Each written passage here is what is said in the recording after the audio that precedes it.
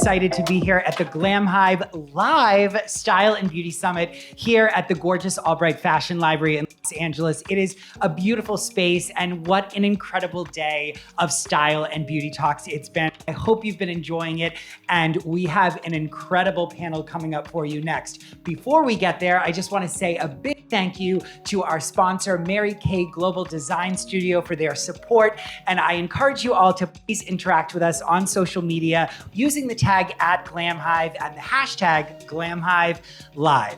So without further ado, I'm going to turn it over to our incredible moderator, Mandy Line, who's going to be talking about building character, insights from the industry's top costume designers. Take it away, Mandy. Oh gosh, here we go. I have to say, first of all, thank you for joining us. Thank you to our sponsor. Thank you to Glamhive. I'm kind of freaking out because we get to hang out in person. We look fabulous. It's kind of like the best date ever, right?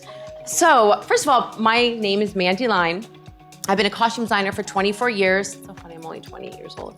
I've done shows such as Pretty Little Liars, The Bold Type, shooting through the pandemic. Everything's been so crazy. So today is such a fabulous day. First of all, I just want to make sure before we get into everything that we each introduce our Instagram handles. Mine is Mandy Line, MandiLine, and I also have a podcast and an Instagram live show, which I've interviewed two of you. Alex, you're next. So that's where you can find out all my information. So let's get it started. I'm going to introduce Soyon An. And by the way, these are like three of the top costume designers in the business. She is responsible for, my God, multiple Emmy award-winning costume designer. So You Think You Can Dance, American Idol, and just recently, your show blew up during the pandemic, Julie and the Phantoms, which pretty much if you turned it on, you would get like blasted with glitter and color and happiness. So first of all, thank you for being here. And how does it feel to have one of the biggest shows during the lockdown? Thank you for having me. Yes. Thank you, Glamhive, for having me as well. Having one of the biggest shows during the pandemic was really uplifting. Right? Like the amount of DMs that I got from the fans, we call them the Phantoms because Julie and the Phantoms, but it's Phantom. Shout out to the Phantoms. I love that. They are so creative themselves and so inspiring, and they just sent me the most amazing messages. Some of them were really heartfelt, and I'm just really during that time. yes. Right? And our demographic for that show was like teens all the way to people in their 40s, even grandparents. And it was just really great to get messages that this show really helped them through a tough time. Now, it was a musical? It was a music-based show. Okay. It wasn't a musical. It was a rock band. It was Ghosts. Halloween costumes, everybody. Yes, it was Ghosts. It was a rock band with a female lead singer, but there was also an all-boy rock band to start, called Sunset Curve. Okay. And like I was saying, yes. I usually date rock bands. Well, they are from a 90s rock band. Or the brothers. 90s was my thing. 90s and 2000 rock Yes. bands. Okay, fine. So on this show, I was able to really highlight the 90s trends. How did that come? Like, you're so creative. Just looking at your style, looking at your past work. The work on So You Think You Can Dance, American Idol, you had to turn things over in minutes. Do you think that helped you on such a big show like that? 1,000%, Right? especially because, as we all know, some of our shoot schedule changes based on location availability. And the biggest number, which was The Other Side of Hollywood, ended up being the first thing that we were gonna shoot.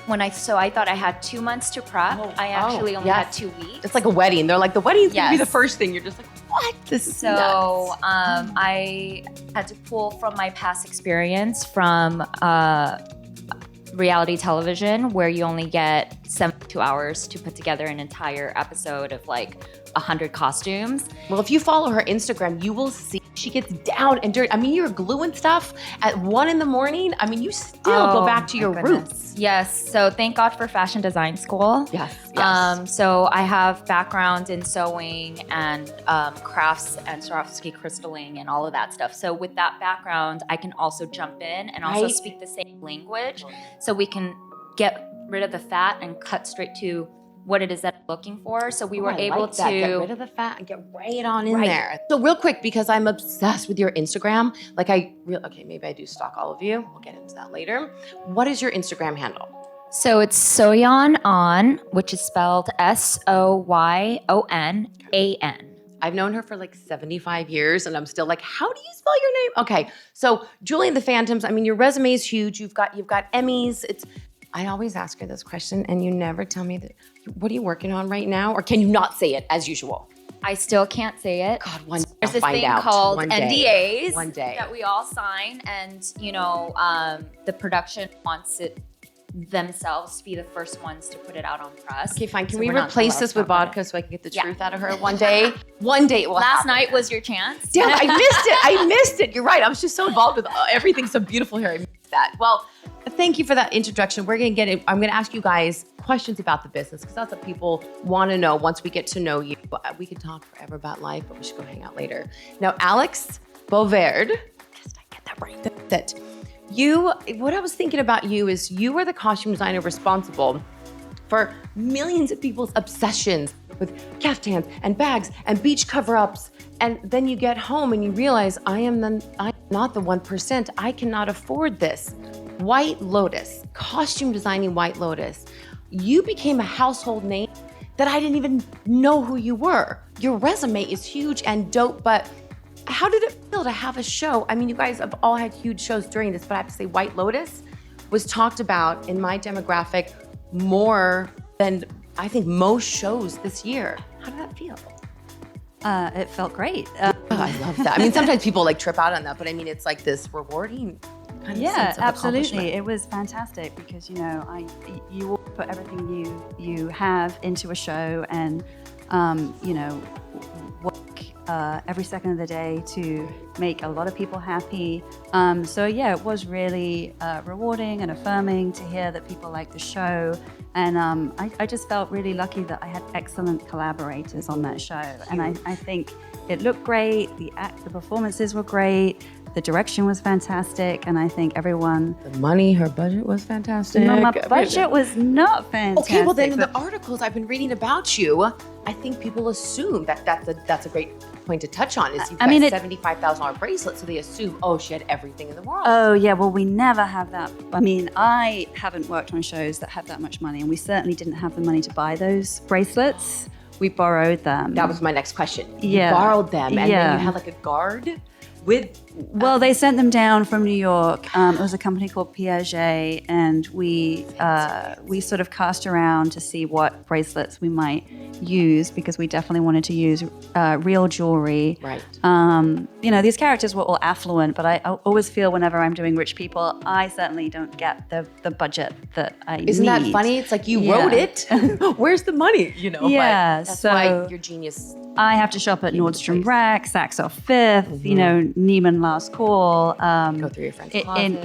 In order to pull that off. And also we were shooting in a bubble, so we couldn't leave. That's right. I read about that. Were you in a hotel? We were on Maui. We were in a hotel and we couldn't leave. So we had to bring a lot of options just in case we needed to swap something out. So we had enough money, but it wasn't. It's never. It's never enough. You always have to beg, borrow, steal. But we borrowed those bracelets and they sent them down from New York, and they were a big part of the story. So we wanted to make sure we did the real thing and not some fake bracelet. Because people call us out. I'm going to move on to Meredith, but she did Dynasty, one of the biggest fashion shows literally ever on TV. And it's kind of like the fans are so good now. They're like, that's not right. The buckle is wrong. You're like, crap.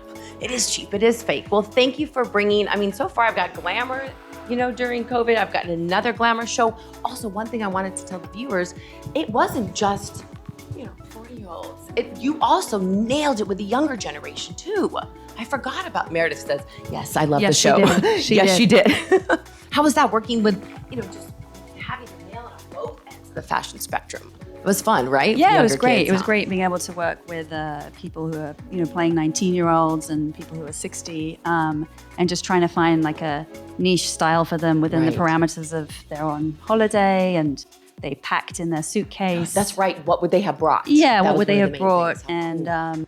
And with the girls, we tried to keep it real. I don't think they went out buying things for their Oh, vacation. they look dope. I was looking that up. You got to work with the blonde girl from Euphoria. Mm-hmm. Oh, I love her. Yeah, she's like awesome. perfect. Yeah, I love she's her. beautiful. It's not hard to and dress. She was really game to wear whatever we, selected for her, and that's half the battle sometimes. I is think having Heidi a- Bivens, who did Euphoria, probably helped train her. The outfits, she's probably like, I'm going to wear, okay. This is my closet. Well, thank you for bringing us that glamour. You're welcome. Now, Meredith, I'm going to pretend that we don't talk every single day, that I don't know everything about our life. Like when I started, those are new shoes. Where'd you get those? Thank you for being here. I get to actually see you in person. You are responsible for some of the prettiest shows on TV. Heart of Dixie, Rain, which if you haven't seen Rain, it's just such a modern sense of period writing, and what you brought to it was so now. Then doing Dynasty. Oh my God, Dynasty, I have to say, like I thought I had the most Instagram followers, and all of a sudden Meredith does Dynasty, and then I get the boot. That show blew up with fashion. We are gonna talk about impeachment, but Dynasty, that glam, talking about budgets, it's still hard work. I think a lot of people think that you just shop. I mean, can you touch on a little bit, like even just creating these characters and maintaining them?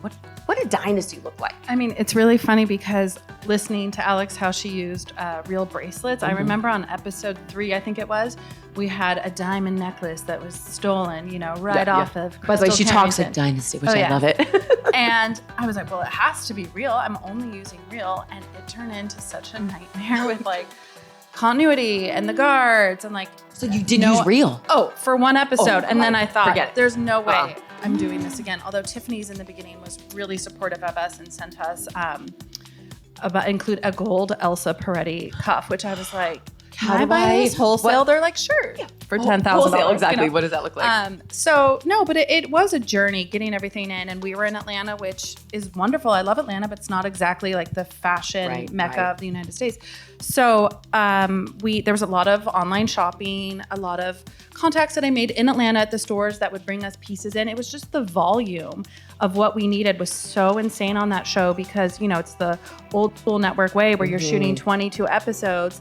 And then because it's Dynasty, everyone has, 6 changes an episode. So it's like, do the math. And a ball. And a ball. And a Meredith and I talk party. about they love throwing parties. Oh, Don't you want a fashion someone show? always is falling in a pool or getting shot. So you need all these multiples. So, I mean, that was really probably the biggest challenge was get pieces in, especially in the beginning where designers weren't as willing to send us stuff because they always want to test the waters and see how the show does. Like all in of the a sudden, city. oh They got yeah, nothing the first season. Now I mean, they're just Gossip Girl too. I was an assistant on Gossip Girl in the beginning. No one was sending us stuff until people saw what the show was. So, then I think people were really, I think a lot of it just because of Liz Gillies, who's the lead of Dynasty, and she was just bringing it, and her Instagram she blew just up. knew and, how to do and, it. Oh, that girl knows how to wear clothes. It's those I mean, young she people really and the does. posing. Yeah. It's funny because for my social media, everyone's like, Mandy, like you nailed it. I'm like, I kind of copy Meredith, her actors. I would say, can't you just pose like Liz? And I have the Pretty Little Liars going, what? Is this okay? And I'm like, yeah, but Liz does it this way. It's really, really fancy. So all that combination helped boost the show. For sure. And then, all of a sudden people caught on and it became really popular in Europe and South America. And all of a sudden designers were, come knocking at the door. But it takes a minute. So yeah. It takes a minute and an army. Yeah. To create all this. Now, Alex, I forgot. So we're going to get into a little bit of social media and how that's changed the face of the costume designer's branding. So Soyon, we got your Instagram. I know Instagram isn't the biggest thing in your life. What is your Instagram handle so people can see you? Sure, yeah. My Instagram is Alex Bovaird Sprouse. Can you spell your last name? Yeah, Thank you. so it's AlexBovaird_Sprouse. I just want to hear her talk all day. Can we just right? They're like ASMR, is that what it's called? It's just like, okay, fine. Next, and what is your handle? Your Instagram is so fun. Mine is Meredith_costumes. Speaking of the Instagram, you just finished impeachment. One of the most interesting thing is I'm looking at Meredith's resume. So you got fancy and glam and fancy and glam. Can you touch on a second what it was like to go into 90s corporate White House? What is that? Even though I know you secretly love doing the 80s and 90s, how did that feel for not being so over the top? Yeah, I mean, it was definitely flexing a different kind of muscle because I'm just used to accessories, jewelry. You can see More I and more. love jewelry, as do you. And it, you know, was like more and more handbags, shoes need to match the you know, jacket, everything. And then this was based in reality, which is 90s DC, not exactly, What is you that? know, the epitome of Reality. fashion. So No idea. what is the reality? No, doing a show that's like based on reality. So you're yeah. doing history. Yeah, this was a whole different ball game, but it was something I really wanted, and I wanted to try something new besides the high fashion shows. And you know, it's fashion in its own way. As we know, the 90s are very on trend right now. Oh, the scarves are like everything in the turtlenecks. And what I'm feeling, I yeah. would like go through Instagram and be like, "That's a dope turtleneck with a scarf on top." Okay, like. It's amazing what they did back then. Yeah, and what was so wonderful is just the research that I got to do on the show and looking for the trends. It's all right there. The photos are there, especially of, you know, Monica Lewinsky, Linda Tripp, Hillary Clinton, who was really fun to do. So it was just a different approach, and maybe not as high fashion as some of the other shows that I've done, but it was, I'm still really proud of it. And I think it's just taking, you know, something. It's about interpreting what was actually the historical photo of it and then making it work for TV too. So that was a fun journey. It's kind of funny to think that 90s is kind of period now. Oh God, I can't even hear when people say that. Like, I'm like, wait a second, what? Someone like, said the other day, because I want my new tattoo is in sync. I'm single, that's weird. I want an in sync tattoo right there, and someone said, oh my God, there are songs like Justin's so vintage. Justin Timberlake's vintage? I can't. it's part of NSYNC. When he was in NSYNC, right? Vintage. Best boy band ever, but we can talk right. about that later forever. Speaking about, you know, you talked about research. You still had to research real people. You have to stay on top of like what's young. So hearing all those points, I think that's going to lead me to my first questions, because Glamhive is based so much on beauty and styling. And styling, you know, stylists do get the cover of Hollywood Reporters. I'm very proud of them for it, but it would be nice if they also did costume designers, because we do kind of pave that way for these actors to get known. If you guys can each answer for me, what do you think is like the top of your head? What is the biggest difference between costume designing and styling? Because if I have one more person call me a stylist, I correct them. Nothing against that, but I don't see those paychecks either. It's a different world, and I think watching this kind of need to know the difference. What would you think? What would you say is the biggest difference, since you've done both? For me? Yeah. Okay, so I think the biggest difference is that as a costume designer, you are designing a character and you are telling a story through your clothing. So you have to, you know, get together with your director and your writers and then come up with something that would push the story forward without words being spoken. It's a feeling. Oh, say that again. Push the story forward without words being spoken. Nailed it. That's it. Okay, bye guys. Done. Thank you. We're out. Exactly. Thank you. I love that. Whereas I feel like styling, it's very current. Like, so for example, with what Meredith did and what Alex did, you know, you, as a costume designer, you bring on to what's going to start trending, because Thank you. when things are on television, it's in everyone's household.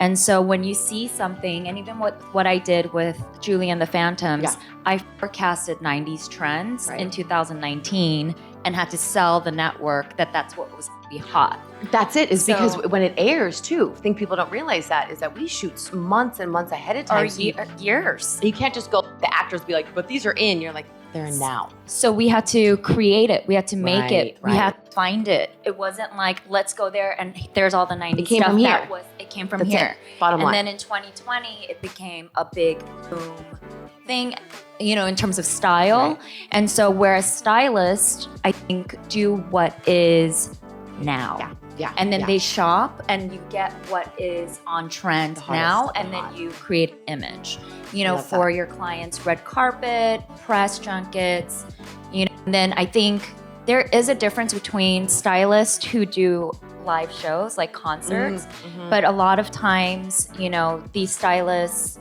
lean on costume designers to do the live shows. So usually they're either hybrids or they're costume designers.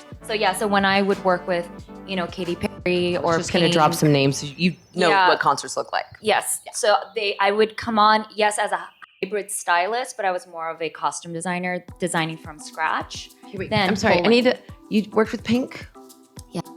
Okay, we need to become friends. This is a whole thing I We're put on already my friends. No, we're friends. Oh, you and Pink. Yes. Okay. Do you not see? Hello, I am obsessed with her. This is what the interview is about. I need to be friends with Pink. Okay, so yes, I see that collaboration. And I was thinking, when you're saying all these things, Alex, and the trends that came from that, like people were intoxicated by this, literally this elegant beachwear. And at the same time, that involved research, you know? So in dressing these actors for what people were going to see later on, that kind of touched on, you've got the actors saying, yes, but this is cool, this is in, that's very much styling. You know, did you ever have to, in fittings, explain that this is from research, this is my knowledge, it doesn't ever have to be like, what's right now? Because sometimes that's tough. Yeah, I mean, I was thinking about what Soyon was saying, the difference between styling and costume Right. design. I would say the process is really different as well. So to answer your question, in the fitting, I wasn't pulling from showrooms or, collections of fashion going forward. It's a huge thing that people think we pull from showrooms all the Yeah, time. the process is, pounding the pavement, going to where I imagine these characters do shop. And so that's going to thrift stores, that's going to outlet malls, that's going to the mall, that's going to boutiques, that's, thinking... No stone unturned along your path when you're walking, right? You're like, what is that store? Yeah, and I think just trying to create real wardrobes for them, and in real life, we shop all over the place. We get this from there, and this handed down from so-and-so, and just trying to create a more of an eclectic and real closet for them instead of what is trending or what is going to trend. And you're giving a backstory. I love when you talk about closets, because that's true. You're thinking, why would they shop that? Where would they get that? I mean, speaking to, I think there's an Instagram called Dynasty Closet with people geek out on everything that was worn. So touching on, closets and the difference between stylists and costume design, is there anything that came, besides that they've said everything exactly what I think, is there anything that you can tell the viewers, hey, this is also a big difference too? I think just the longevity of a project is like a huge difference when and I do styling as well. And when I'm styling for a photo shoot, usually it's related to the project I'm working on, or an actress who doesn't have a big fancy stylist yet. They're really short projects. They're, a week max usually, Yeah. And when you're on a show, the past couple shows I've been on is at least 9 or 10 months a season.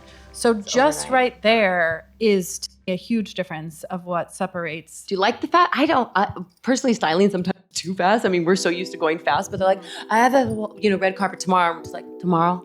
Really? Do you like that fast pace, of the styling? Yeah, I think we're all so used to it. Yeah, that's true. It's like our adrenaline. Just get into it. You find a way to do it. True, but it's tricky. It's just it's trend based, and so much of it about it is finding a designer who's willing to loan. Huge. That turns into a whole thing, and so many of the big stylists have these great contacts with people and make it easier. So I don't know. I like sticking with costume design.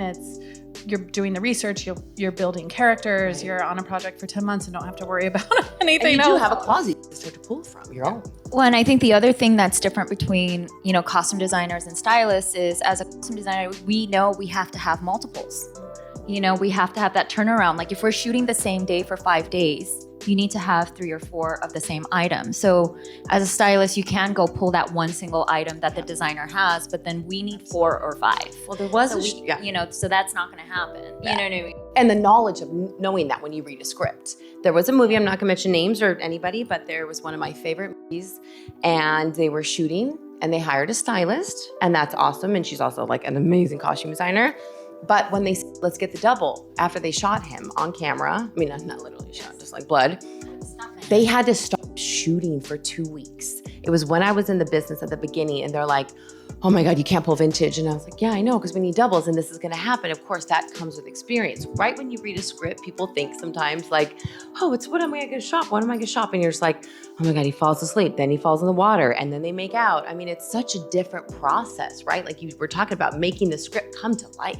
Well, and then I think, you know, every designer has their own approach, you know, and everyone has their own experience and experiences that they bring to the table. So like for me, if I do pull vintage, I know that there's only one of, but I also have really amazing craftsmen and people who are amazing dyers and agers and printers, and then we knock it off. That's and then so that that we have multiples because we need it for the stump or because the if you body like double. it enough, you're like, I'm not going to sacrifice the fact that this is so dope. Let's just cheat it. Yeah. And then when you also work with people that are underage, they can only work 8 hours in the day. So they have to have body doubles before and after.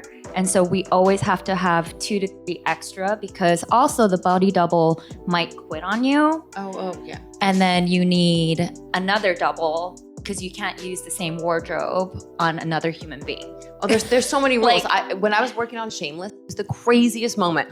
So you had the bartender, his wife, and the mom. If you know the story, oh my God, the story is amazing. They each had a baby. So each baby that you see on TV has a twin or someone that looks just like them. At one point, there was 6 babies. Each baby needed the double and the triple, and then there was like the sex scene and drinking scene. It was the craziest thing. And Shameless is another good show to talk about. I designed the 5th season. It was one of the hardest shows I've ever done. You think it's just like, oh, thrift or, you know, go to Walmart. We had to have 7 of everything because we would ship it to Chicago.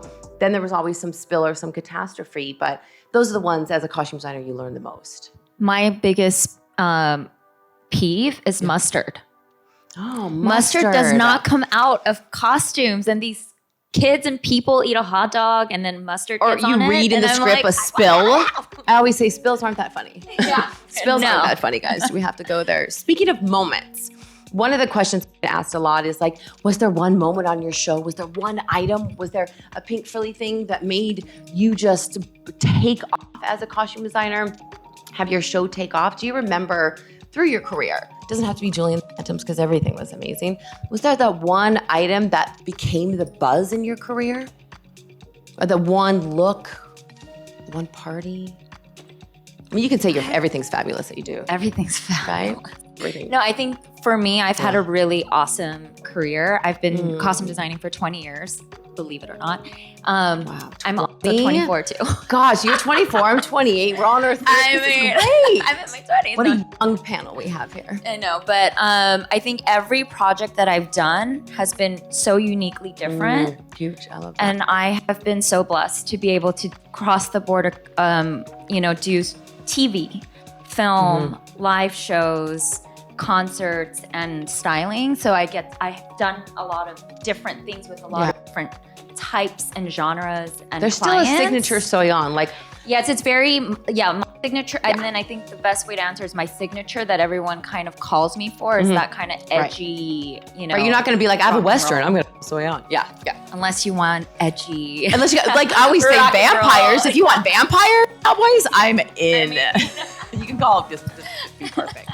Okay, so it's kind of just that's your mark. You know, besides the fact White Lotus, your resume, like I geeked out on it and it's so, I know everything they've done. Your resume is amazing. You guys can Google all of these costume designers. You can geek out on them. I mean, maybe besides White Lotus, or was there something in White Lotus that was all of a sudden it's like this buzz and your friends were asking you questions about something specific maybe? Well, I think the I'm asked about in my job interviews, for instance, like why people interview me tends to be the authenticity that I bring to the project and the characters. There's a film I did called American Honey that every director I've ever interviewed goes wild about, wants to know everything about the film and loves the costume design. And it Visually, I think it and there's Riley Keough wears a Confederate flag bikini, which is very controversial. It's on the right? It's on the cover. It's not on the poster, but it's in a lot of the publicity shots. That's what I saw. And so just making authentic choices for these characters, not judging them for why they did that, but knowing that that's the kind of thing she might wear. Yeah. And selling that too. Yeah, and just like aging everything down, washing it 100 times, trying to get it to look like it's about a band of teenagers who travel across the country and don't wash very much. So, Did you have to have multiples because they did have to wear? Well, we shot that in continuity, so it was a lot easier. Yeah. Have you guys ever shot anything continuity? Never. It was pretty amazing. Yeah. So shoot day one was story day one. Directors, et producers, cetera. right? Everyone. Oh my gosh, yeah. what a Well, gift. it was a road trip movie, So you had to go on the line. yeah. So that was a real advantage in sparing us. And no, we made people wear smelly clothes. And some of we had Shia LaBeouf was in it, and he had no problem wearing. He was just like, I'm dirty anyway. Wearing the Cool. clothes I over and smell. over again. But some of they also cast a lot of inexperienced actors, and they would balk at it a little bit, and I just say, well, Shia does it, so. Isn't it funny? I remember I worked with James Caan once. He's like the old school of the old school, and then you have actors that are just starting out, and they're the ones that are like, yeah, cool, I'll wear it, I'm good, and you're just like, you're the badass. That was so easygoing. New actors, be gentle. We can give you smelly clothes. So yeah, the authenticity. I think that's another good point between styling and costume designing. You really get into it. Watching Mare of Easton, and I interview the costume designer. Watching photos of her as the boss, getting down and dirty and aging. It sounds like you get into that too. Yeah, I love that. I mean, partly it's through the day I want to do something with my hands sometimes, because when you have a big team, you spend a lot of time explaining what you Delegating. want and not doing it. So sometimes I just, grab the steamer or get out on the back of the truck and start aging things because I want to do something tactile. I love that. Oh, that's what I started in the business with an ager and dyer. So when they say, well, I can't get it, I'm like, give me a rag, give me some oil, and give me some dirt. I love getting into that. And then my nails come out, but that's another thing. It was there. I mean, besides, I have to say, I think rain is it was huge, but it's almost like this undiscovered thing. I think if, as a producer or director interviewing, if I saw your work on rain, that would have made me want to interview you. But you've had so many, hype shows. Is there one that kind of really did put you on the mark? I mean, Hart Dixie people still talk about till today. I think rain for sure was that, and also of just being maybe of a trend or something coming out of a show. I think the accessories from Rain, people were really giving those a lot of attention. It's gorgeous. I did a little capsule collection of hair accessories at the time, and that was something. The jewelry was really important to me. I was using a mix of vintage and contemporary and making some. Same with all the headbands, and people were just sending us all these hair accessories, which was really fun. And crowns and tiaras and all of it. So I think that one for me was one that really people started paying attention to. It was getting a lot of press. A lot of people were watching it, but it definitely had its niche audience, which, is neither here nor there. It is what it is. But I think when you're saying of producer watching it, producers didn't watch Rain. Right. I think that I would be the producer that would geek out on your resume, but you're right. In general, that's it not was the young fans, young international fans, and that's kind of been the audience that I feel like have been following my work for the most part. Isn't that cool to see, even on Pretty Little Liars, when Instagram was nothing, when, Facebook was like the big thing, now it's not for the young. The ones that reach out to you from afar, just going, oh my God, I'm going to prom, I'm in Israel and I want to wear this outfit. I remember one time, sorry, Warner Brothers, but I did send an item to this girl who was going to prom, and she loved Hannah's outfit, and I realized it was a belt that I gaffer tape in the back. So seeing her this, I was like, it could fall apart.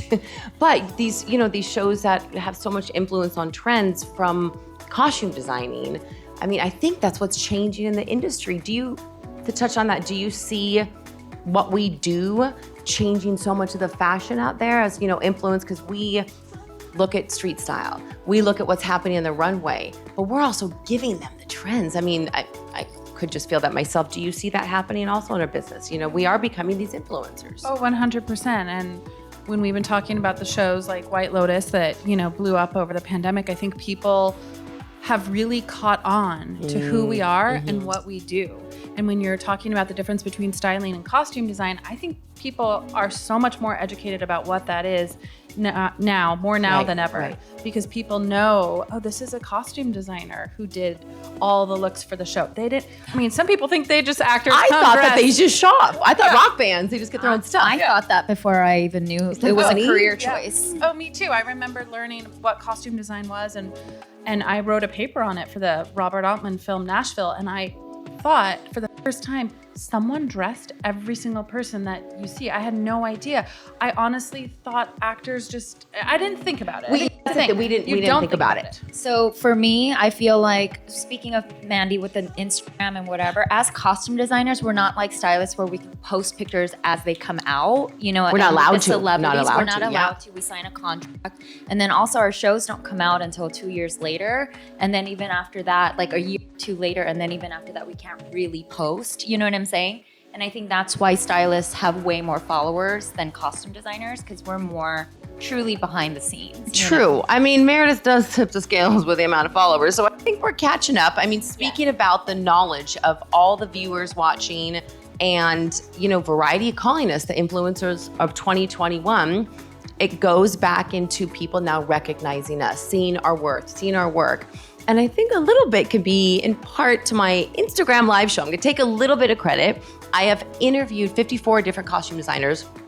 Alex, I'm gonna put you on the spot. Will you be my guest? Absolutely. What if she said no? It'd be like me saying, will you get married? Let's do that. No. Okay. Well, if you guys want to see, I have so many different costume designers, including these two gorgeous costume designers here, about what they do, how they do it, how they got started. I think that's a perfect, I'm sad to say this, but a perfect part to wrap up on is now that people know who we are, I think it goes back into putting in the work, people doing articles about us now. So I'm thankful to you guys for doing the work today and being here. And I think if there's anything I can say, you know, in closing is I'm so grateful that all your guys' work people are recognizing besides each other. You know, I think people are seeing it and don't stop. Well, and thank you, Glamhive, for putting us on a platform where we can share our stories. There's another point, exactly, is recognizing us. And then showing that there are costume designers that put in the hard work and dress all these people, you know. So I mean, Glamhive. Speaking of Glamhive, you know, people always say, oh my God, this is so glamorous. You look glamorous right now, but we're down and dirty working. Give us a phone call. So thank you guys so much. I'm gonna turn on my thousands of accessories over here, for being here today, for participating in this. And once again, you can Google, Instagram, all of us and really get to the backstory of who we are, because you're not going to forget this. Thank you again, Glamhive, and all of you guys watching.